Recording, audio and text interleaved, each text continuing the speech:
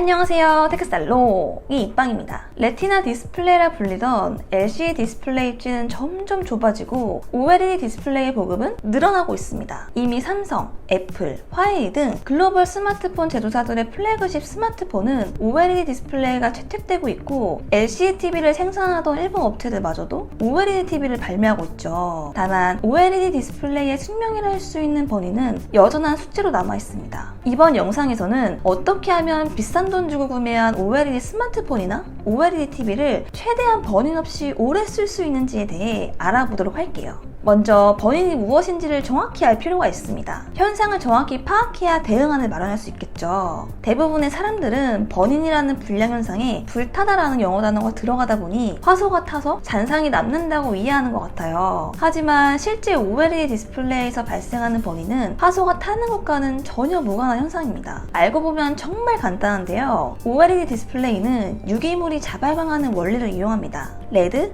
그린, 블루 색상을 표현하는 소자들이 있고 세 가지 색상의 조합을 통해 다양한 발색을 하게 되죠. 예를 들어 레드, 그린, 블루의 교집합은 흰색이 되고 레드, 그린을 섞을 경우 노란색, 레드와 블루만 섞을 경우 보라색이 되는 식입니다. 근데 문제는 레드, 그린, 블루 색상을 표현하는 유기소자의 수명이 동일하지 않다는 데에서 발생합니다. 블루, 그린, 레드 순으로 소자 수명이 짧은데요. 동일한 환경에서 OLED 디스플레이를 사용하더라도 레드와 그린 대비 블루 소자의 휘도가 빨리 떨어지게 됩니다. 스마트폰이나 TV 화면 상단에 ITO라는 흰색 로고가 있다고 가정해볼게요. 처음 스마트폰이나 TV를 구매했을 때는 완전한 흰색을 표현합니다. 하지만 시간이 점점 흐르며 사용량이 늘어나게 되면 레드와 그린은 멀쩡하지만 블루는 밝기가 떨어지게 되고 완전한 흰색이 아닌 옐로우 색상을 표현하게 돼요.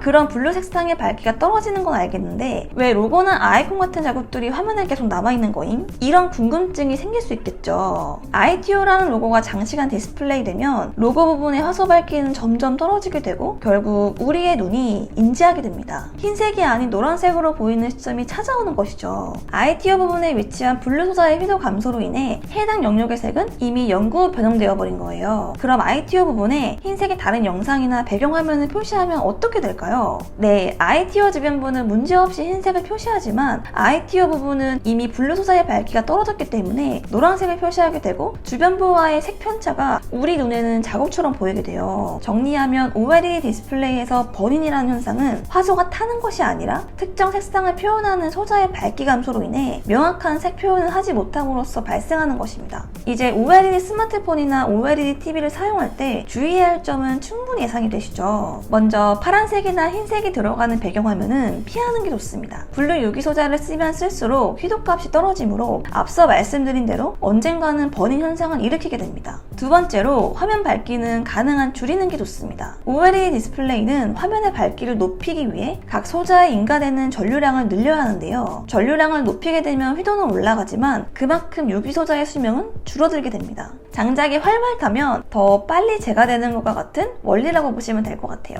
화면 밝기를 낮추거나 자동으로 밝기가 제어되도록 설정하는 것도 좋지만 가장 손쉬운 방법은 다크모드를 사용하는 것입니다. 다크모드를 사용하면 번윈 방지는 물론 배터리 사용량도 늘릴 수 있어요. 그럼 적게는 100만원에서 많게는 수천만원 주고 구매한 OLED 스마트폰이나 OLED TV를 이렇게 벌벌 떨며 조심조심 써야 할까요? 차라리 LCD 디스플레이를 사용한 전자제품을 사는 게 속 편할까요? OLED 디스플레이는 점점 발전하고 있습니다. 갤럭시 S2와 최근 갤럭시 S20은 비교할 수 없을 정도로 번윈 현상이 개선되었어요. 흰색이나 블루 색상으로 장시간 표시되는 정지화상을 사용자의 눈에는 인지되지 않지만 빠른 방식으로 전환시키거나 휘도를 조절해주는 것과 같은 다양한 알고리즘이 개발되었고 유기소자의 수명도 연구 개발을 통해 점점 개선되고 있어요. 즉 최근에 스마트폰이나 TV는 번윈 방지를 위한 솔루션들이 적용되었기 때문에 관리는 하되 너무 번윈을 신경 쓰며 사용할 필요는 없습니다.